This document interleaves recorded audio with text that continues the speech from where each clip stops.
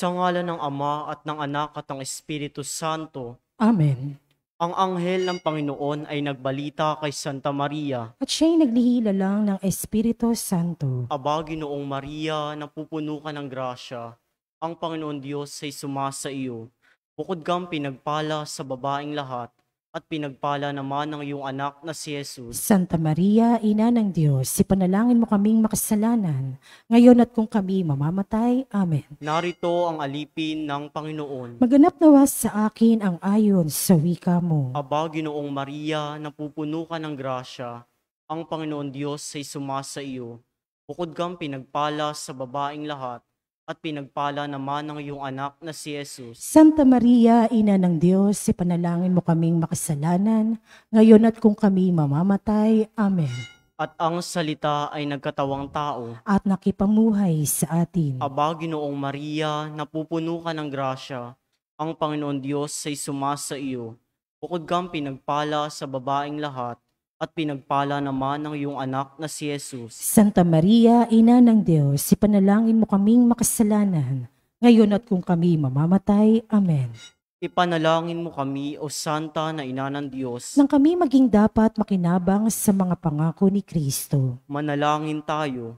Panginoon namin Diyos, kasiyan mo nawa ang aming mga kaluluwa sa iyong mahal na grasya, at yayamang dahilan sa pamamalita ng anghel, ay nakilala namin ang pagkakatawang tao ni Jesucristong anak mo, pakundangan sa mahal na pasakit at pagkamatay niya sa krus. Papakinabangan mo kami ng kanyang pagkabuhay na magmuli sa kadakilaan sa langit, sa pamamagitan ni Jesucristong aming Panginoon. Amen. Luwalhati sa Ama at sa Anak at sa Espiritu Santo. Kapara nun sa unang-una, ngayon at pagpakailanman, magpasawalang hanggan. Amen. Sa ngalan ng Ama at ng Anak at ng Espiritu Santo. Amen.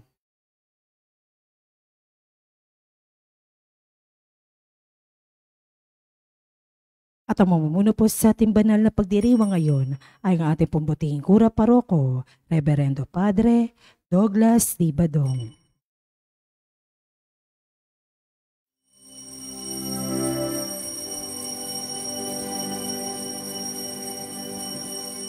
Tayo ngayon ay nagtipon upang purihin ang Diyos na banal. Gayon din ating ipagdangal si Mariang nagdulot ng kagalakan sa lahat. Pinagbuklod, pinagkaisa ng katawan ni Jesucristo. Ipinapanalangin ng Inang Birhen upang kahiling ay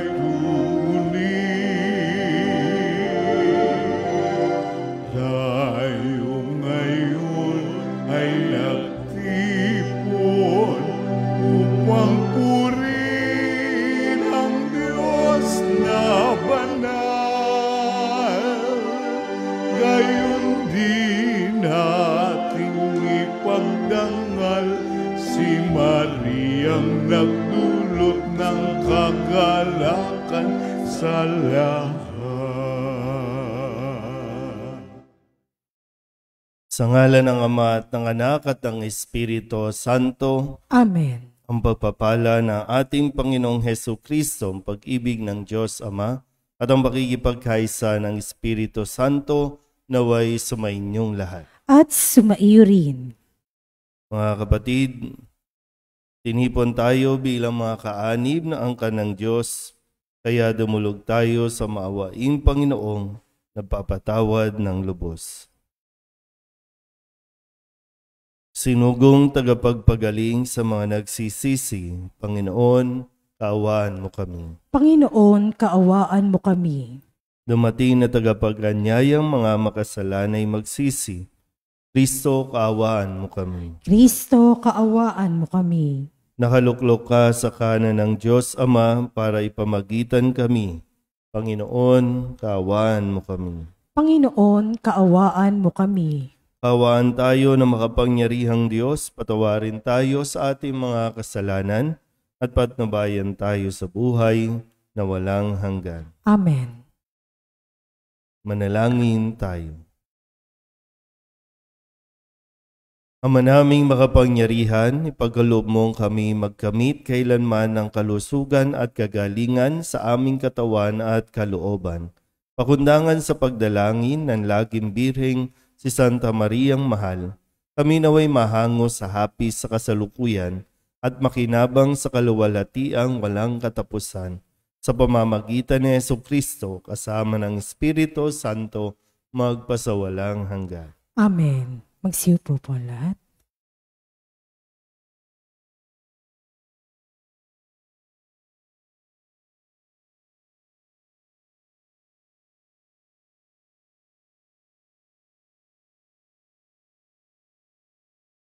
Pagbasa mula sa aklat ni Ruth.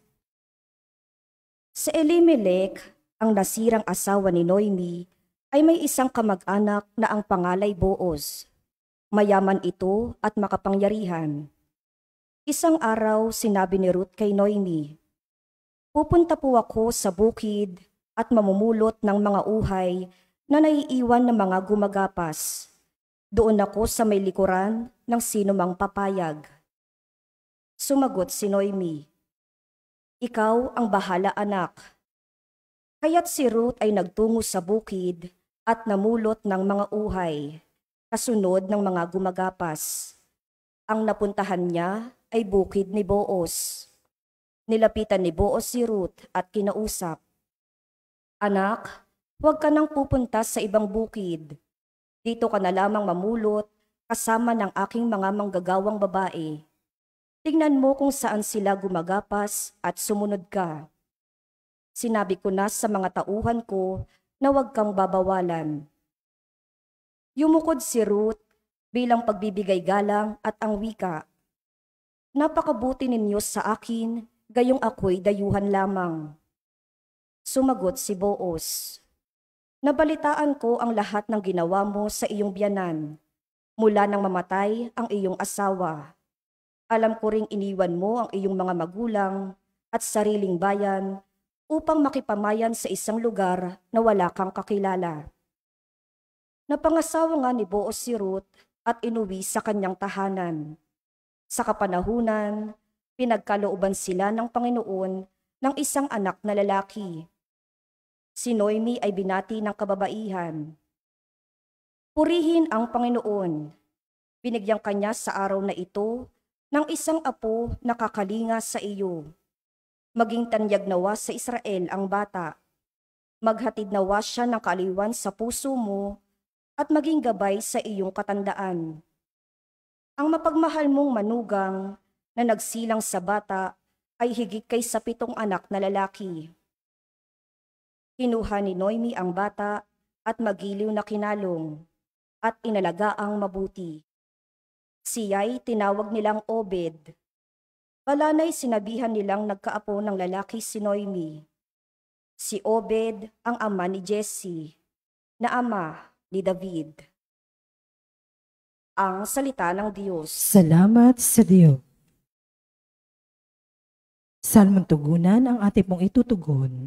Siya'y laging pagpapalain kung ang puon ay susundin. Ulitin po natin. Siya'y laging pagpapalain kung ang puon ay susundin. Mapalad ang bawat tao na sa Diyos ay may takot. Ang maalab na adhikay sumunod sa kanyang utos. Hindi siya magkukulang sa anumang kailangan.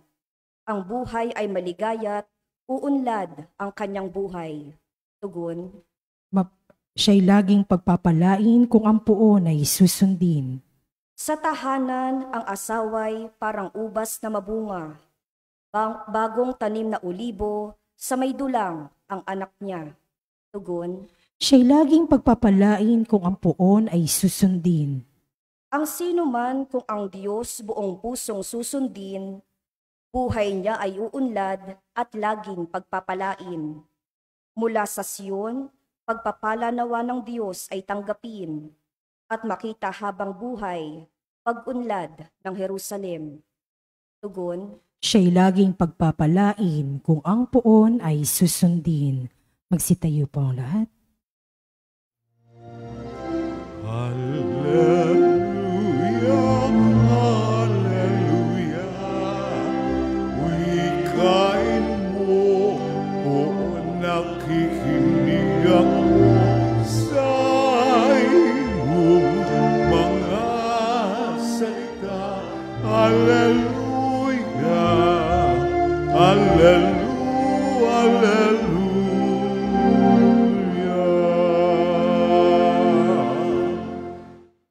Sumainyo ang Panginoon. At sumaiyo rin. Ang mabuting balita ng Panginoon ayon kay San Mateo. Papuri sa iyo, Panginoon.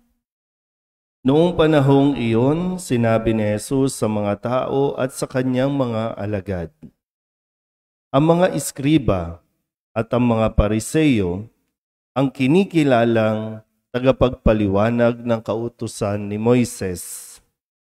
Kaya't gawin ninyo ang itinuturo nila at sundin ang kanilang iniuutos. Ngunit huwag ninyong tularan ang kanilang gawa, sapagkat hindi nila isinasagawa ang kanilang ipinangangaral. Nagbibigkis sila ng mabibigat na dalahin at ipinapasan sa mga tao. Ngunit ni daliri ay ayaw nilang igalaw upang tumulong sa pagdadala ng mga iyon. Pawang pakitang tao ang kanilang mga gawa. Nilalaparan nila ang kanilang mga pilakterya at inahabaan ang palawid sa laylayan ng kanilang mga damit. Ang ibig nila'y ang mga upuang pandangal sa mga piging at ang mga tanging luklukan sa mga sinagoga. Ang ibig nila'y pagpugayan sila sa mga liwasang bayan at tawaging guro. Ngunit kayo, huwag kayong patawag na guro, sapagkat iisa ang inyong guro, at kayong lahat ay magkakapatid. At huwag ninyong tawaging ama ang sinumang tao sa lupa, sapagkat iisa ang inyong ama, ang amang nasa langit. Huwag kayong patawag na tagapagturo, sapagkat iisa ang inyong tagapagturo, ang Mesiyas. Ang pinakadakila sa inyo ay dapat maging lingkod ninyo. Ang nagpapakataas ay ibababa, at ang nagpapakababa ay itataas. Ang mabuting balita ng Panginoon. Pinupuri ka namin, Panginoong Hesukristo. Isang mapagpalang umaga po sa inyong lahat. Natapos na naman natin ang isang buong linggo at nawa sa linggong ito ay atin pong naramdaman yung kahalagahan din at nakita yung tunay na magdudulot sa atin ng yung sense of fulfillment sa buhay natin. Kasi minsan kahit gaano po ka tagumpay o kalayo na ang ating narating, yung pagiging successful, meron pa rin talagang kulang na hindi natin matukoy-tukoy o mapangalanan. Ano ba talaga yung makapagdudulot sa atin ng kaligayahan? Hindi sa dami, no? Hindi rin naman sa kaunti, kundi yung matagpuan natin yung tamang ugali, tamang pagkilos. Doon tayo nagkakaroon na nararamdaman natin na okay na tayo, okay tayo. At tingnan po natin yung mga aral, balikan natin yung mga ibinigay sa atin ni Kristo na magamit natin nawa at mapagnilayan pa ng mabuti. Nung Lunes, ang sabi ni Kristo, kung ibig mong maging ganap, humayo ka, ipagbili mo ang iyong ari-arian at ipamigay mo sa mga dukha ang pinagbilhan. Kapag ginawa mo yan, magkakaroon ka ng kayamanan sa langit. Gaya ng binabanggit ko sa umpisa, masarap sa pakiramdam yung nakakapagpundar ka. Yung nakikita mo yung pinagpaguran mo. Masarap sa pakiramdam yun. Pero hindi doon nagtatapos. Kasi mas magiging masarap yung pakiramdam natin, yung feeling of completeness, yung fulfilled tayo, ay yung kapag nagawa naman natin na ipamigay yung mga bagay na na-attach tayo sa buhay. Lalo tigit yung mga material na bagay. So, sa panahon ng kabataan, nagpupundar, pero sa panahon na patapos na ang buhay natin, dispose din naman ang mga bagay. Kasi kung hindi yan i-detach sa buhay natin, wala talaga. Kamamatayan lang natin yan. Nung Martes naman, sa kabila ng lahat ng mga natatanggap nating biyaya sa Diyos o mula sa Diyos, manatili tayong katulad ni Maria na handang maglingkod sa Panginoon. Kaya sabi ni Maria, ako'y alipin ng Panginoon, mangyari sa akin ang iyong sinabi. Huwag nating kalimutan lagi kung sino tayo sa harapan ng Panginoon. Dahil ang Panginoon nating ito ay pantay-pantay kung humusga, pantay-pantay kung magbigay ng biyaya. Pag sinabing pantay-pantay, alam niya kung ano ang kailangan mo, alam niya kung ano ang dapat mong tanggapin. May mga taong hindi makontento, may mga taong ang tingin sa sarili, mas higit dapat ang kanilang natatanggap. Kaya nga sabi po, yung paalala sa atin, nung Miyerkules, nung kini-question nung ilang manggagawa, yung may-ari ng ubasan, sa pagbibigay ng pantay na sahod sa kanyang mga inupahang manggagawa, ang sagot niya, na sinasabi, ganito ang Panginoon natin. Wala ba akong karapatang gawin ang aking maibigan sa ari-arian ko o naiinggit ka lang sa aking kabutihang loob? Nung Huwebes, ang sabi naman ni Kristo, nang ipakilala niya, nang kilalanin siya ni Bartolome, ipinakilala naman siya sa mga tao. At ang sabi niya, masdan ninyo ang isang tunay na Israelita, siya'y hindi magdaraya. Ang pinapaalala din sa atin, maging totoo tayo sa ating sinasabi, sa atin pong ginagawa o ipinapakita sa lahat ng tao.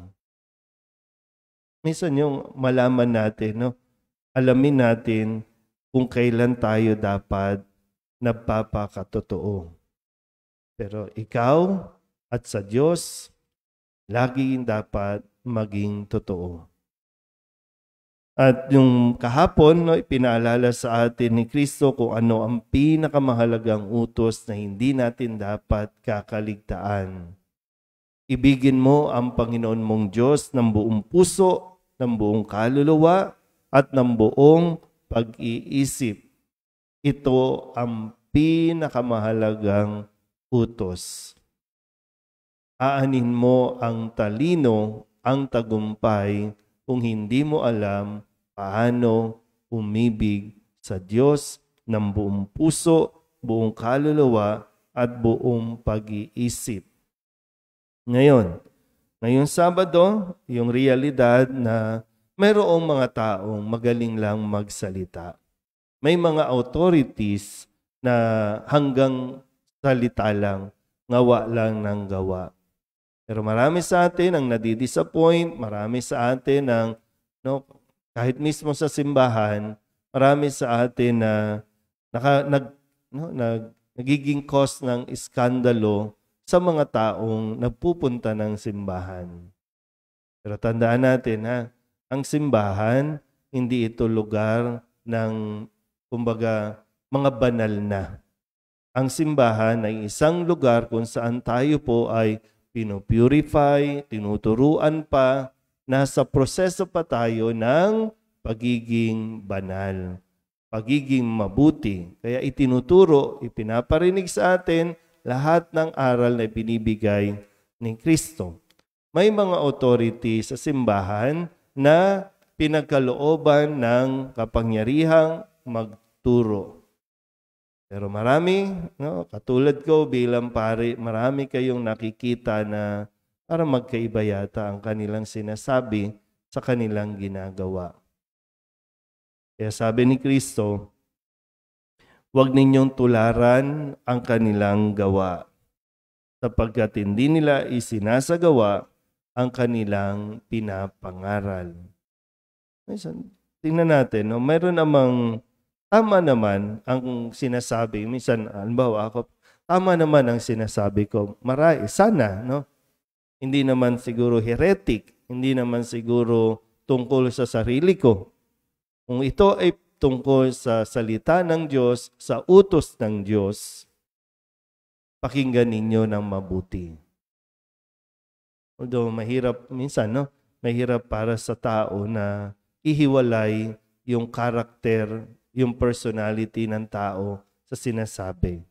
Kasi ang gusto natin talaga yung perfect na yung sinasabi niyan dapat nakikita natin sa gawa. Pero meron pong mga authority na may mga kahinaan pa at hindi pa tuluyang na kukonquer yung kanyang sarili, kaya may mga lumalabas pa mga issues sa buhay. Pero ang sinasabi sa atin ay manatili kayo sa simbahan. Pakinggan ang sinasabi kasi ito yung magdudulot ng kaligtasan. Pero huwag gagawin ang kanilang, yung ginagawa nila. Sa mga kabataan dito minsan, unti-unti nagkakaisip na kayo, nakikita na ninyo kung ano ang tama at mali. Halimbawa, ang pinaka-close na authority sa inyo, ang mga magulang. Sasabihin sa inyo ng mga magulang, bawal yan, wag yan. Pero nakikita ninyong ginagawa nila yon. Mas papakinggan natin, kaya nga ang sabi, ibigin mo ang Diyos ng buong puso, kaluluwa, pag-iisip. Ang Diyos pa rin ang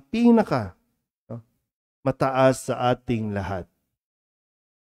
Hindi ang pari, hindi ang magulang, kailangan sundin ng magulang, Pero kapag sinasabi natin, parang nagkokontra, pag sinabi mo, huwag kang iinom, pero nakikita mong umiinom, sundin mo ang kanilang sinasabi, huwag mong gagawin ang kanilang ginagawa.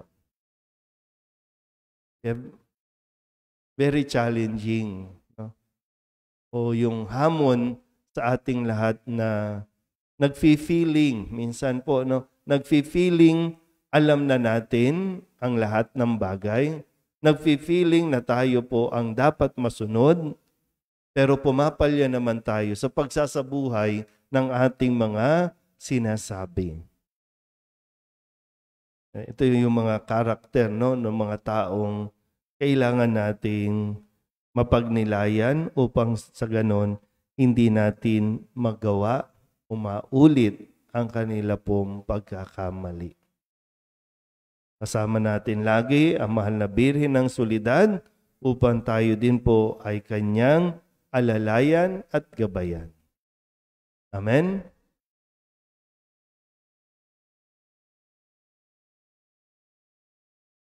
Mahabaging Ama, marapatin po ninyong dinggin ang aming panalangin sapagkat nananampalataya kami sa iyong anak, aming Panginoong Hesukristo.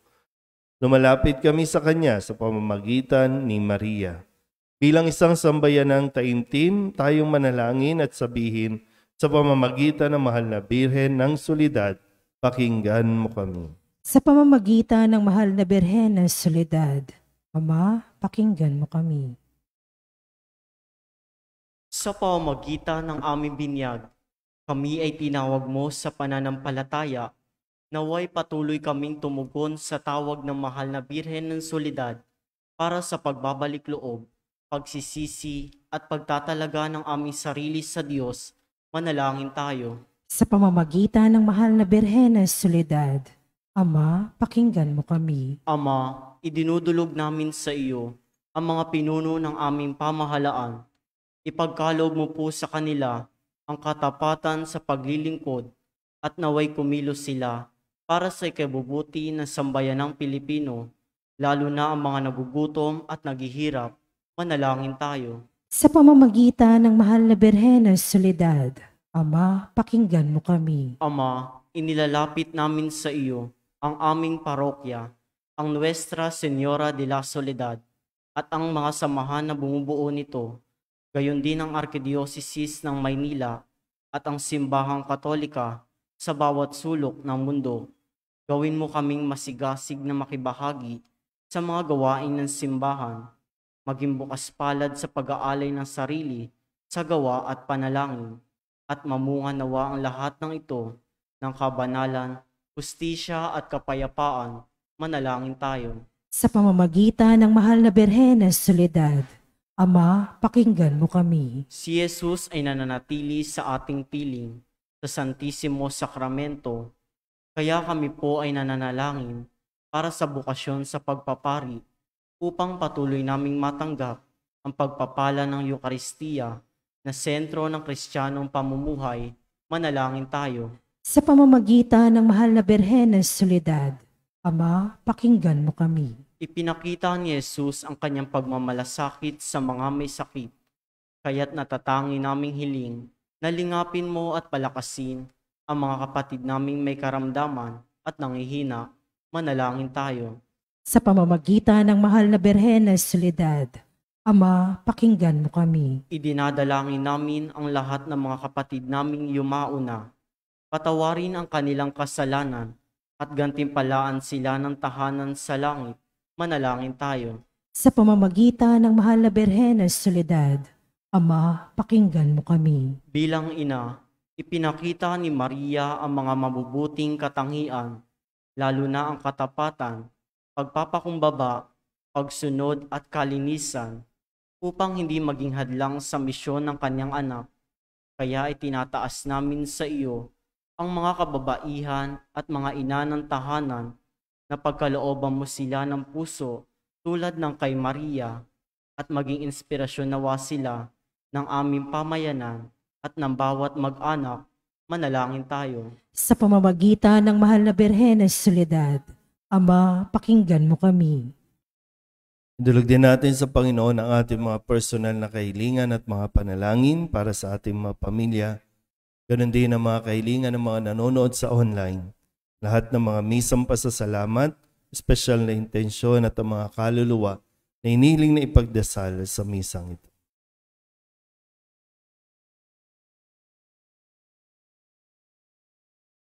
Ang lahat ng ito inihiling namin sa ngalan ni Kristong aming Panginoon. Amen. Magsiupo po ang lahat.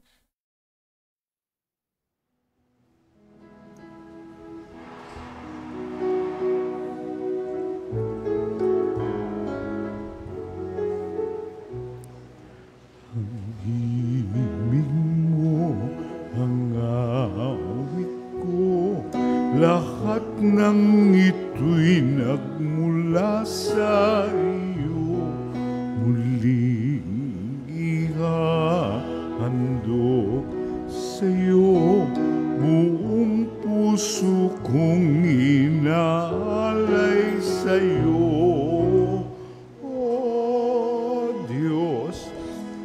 Panginoon, lahat ay biyayang aming inampon, aming buhay at kakayahan. Ito'y para lamang sa iyo, kaluwalhatian.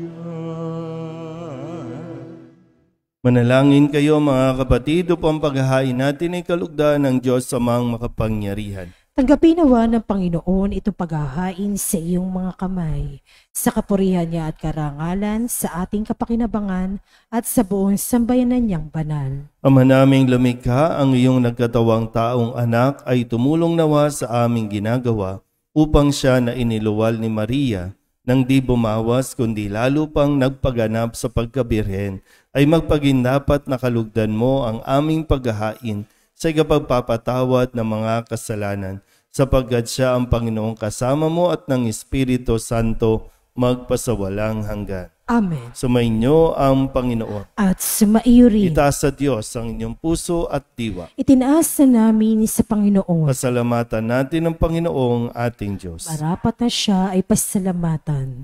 Ama naming makapangyarihan, tunay nga marapat na ikaw ay aming pasalamatan. Bukod mong pinagpalang maging ina ni Jesucristo, ang mahal na birheng napupuri at nagagalak sa iyo. Ikaw ang gumawa ng tanang dakilang bagay, ikaw ang lumilingap sa lahat kailanman. Nilingap mo ang mahal na birhen bilang iyong abang alipin na iyong binigyan ng tungkuling kumalinga sa anak mong manunubos namin. Kaya kaysa ng mga anghel nagsisiawit ng papuri sa iyo nang walang humpay sa kalangitan, kami nagbubunyi sa iyong kadakilaan. Santo, Santo, Santo, Panginoong Diyos na makapangyarihan, napupuno ang langit at lupa ng kalwalhatian mo. Hosana sa kaitaasan, pinagpala ang naparirito sa ngalan ng Panginoon. Hosana sa kaitaasan. Ama naming banal, ikaw ang bukal ng tanang kabanalan, kaya't sa pamamagitan ng iyong Espiritu, gawin mong banal ang kaloob na ito upang para sa aming maging katawan at dugo ng aming Panginoong Jesucristo. Bago niya pinagtiis ang kusang loob na maging handog, hinawakan niya ang tinapay, inasalamatan kaniya, inaghati-hati niya iyon, iniabot sa kanyang mga alagad at sinabi, tanggapin ninyong lahat ito at kanin, ito ang aking katawan na ihahandog para sa inyo.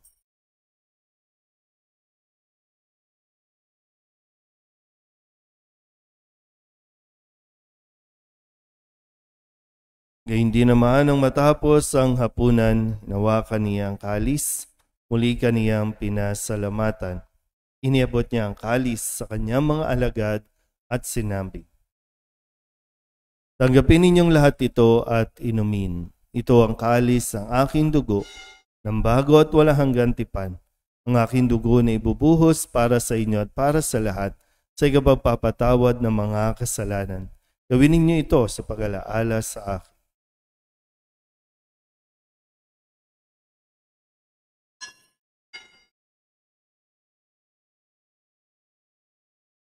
Ipagbunyi natin ang misteryo ng pananampalataya. Si Kristo'y namatay, si Kristo'y nabuhay, si Kristo'y babalik sa wakas ng panahon.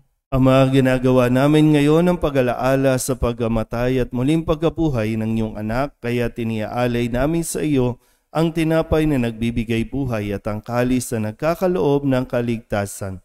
Kami napapasalamat dahil kami iyong minarapat na tumayo sa harap mo para maglingkod sa iyo. Isinasamo namin kami magsasalo-salo sa katawan at dugo ni Kristo ay mabuklod sa pagkakaisa sa pamamagitan ng Espiritu Santo. Ama, lingapin mo ang iyong simbahang laganap sa buong daigdig. Puspusin mo kami sa pag-ibig kay San Francisco na aming Papa at ni Jose na aming Obispo at ng Tanang Kaparian. Alalahanin mo sina Reynaldo at April Rose na tinawag mo mula sa daigdig na ito. Nung sila'y binyagan, sila'y nakaisa ni Kristo sa pagkamatay. Ngayong sila'y pumanaw na may makaisa sila ni Kristo sa pagkabuhay.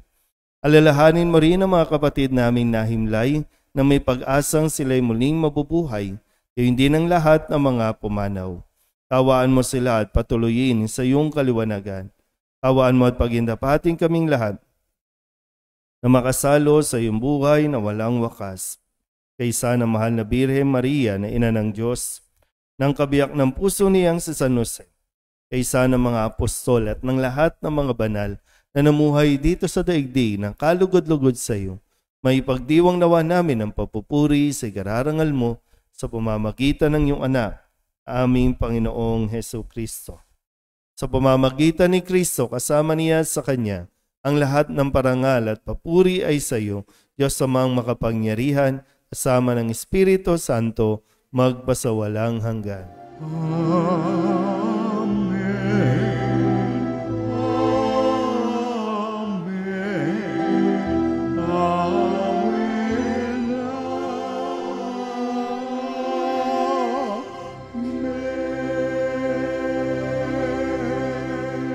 Sa tagubili ng nakagagaling na utos at turo ni Jesus sa Panginoon natin at Diyos, ipahayag natin ang lakas loob. Ama namin, sumasalangit ka, sambahin ang ngalan mo, mapasa amin ang kaharian mo, sundin ang loob mo, dito sa lupa para lang sa langit. Bigyan mo kami ngayon ng aming kakanin sa araw-araw, at patawarin mo kami sa aming mga sala, para ng pagpapatawad namin sa nakakasala sa amin. At huwag mo kaming ipahintulot sa tukso, at diadya mo kami sa lahat ng masama.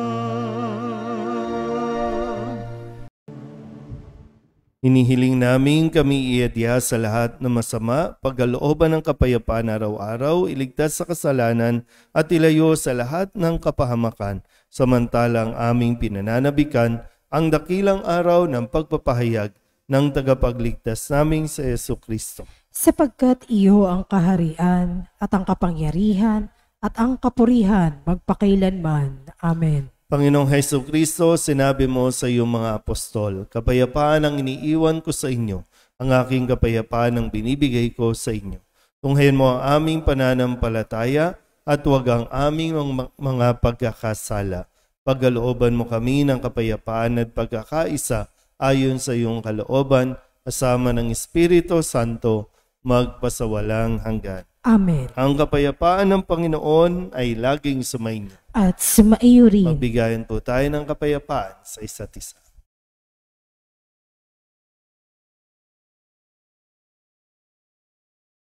Kordero ng Diyos na nag-aalis sa mga kasalanan ng sanlibutan, maawa ka sa amin.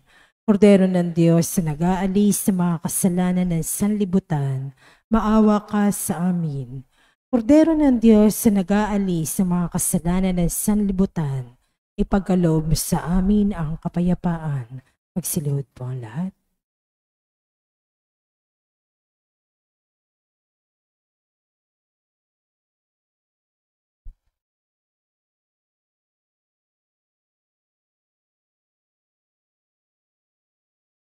Ito ang kordero ng Diyos. Ito ang nag-aalis ng kasalanan ng sanlibutan. Mapalad ang mga inaanyayahan sa kanyang piging.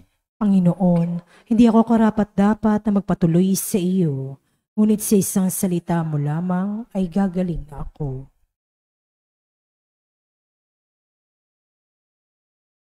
Katawan ni Kristo. Amen.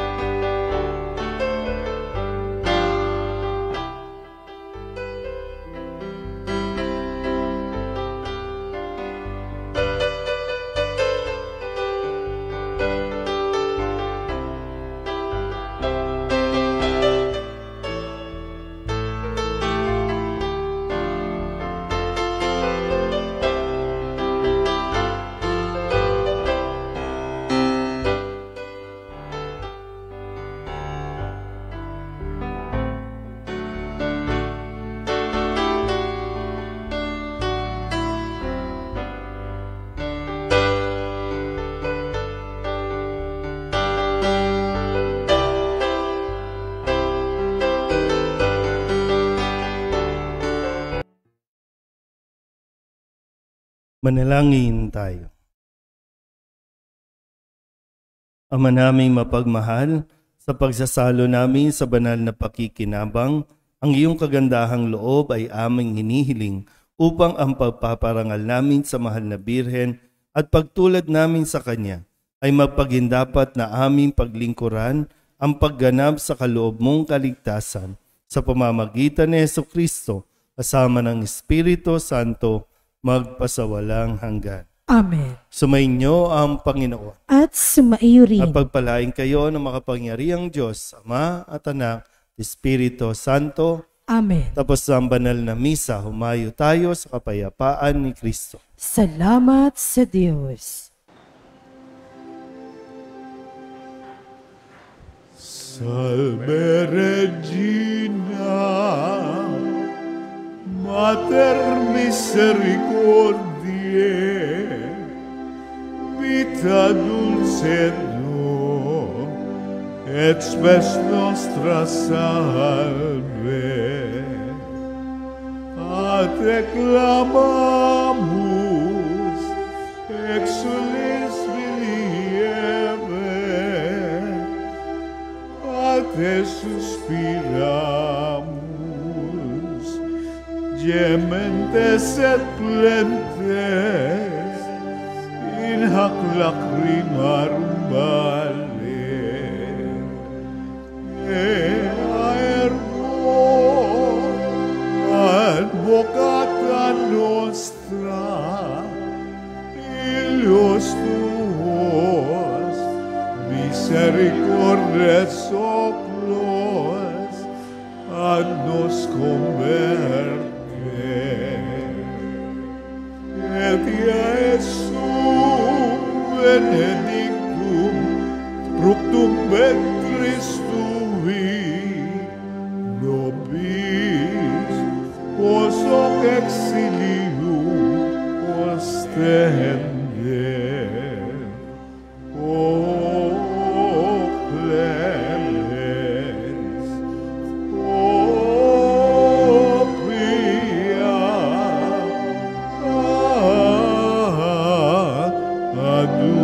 adultis Virgo Maria.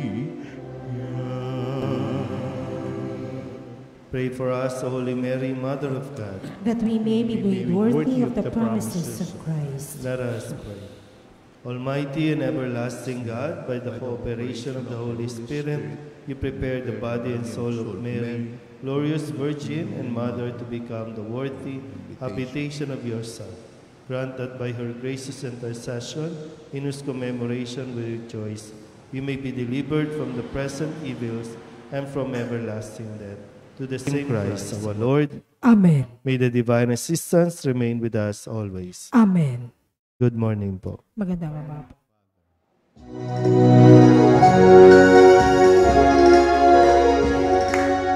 Nuestra Señora del Soledad, inang mapakis ng mga hirap, ng mata ng pasakit, dahil sa Diyos na atas, o nakilakan sa Señora del Soledad, mula sa sinapupunan hanggang sa kamatayan. Si Jesus ay sinubaybayan bilang sanginang tunay. Kami sana'y huwag mapabayaan. O yan ang aming buhay. Kami rin ay anin mo, mga anak mong minamahal.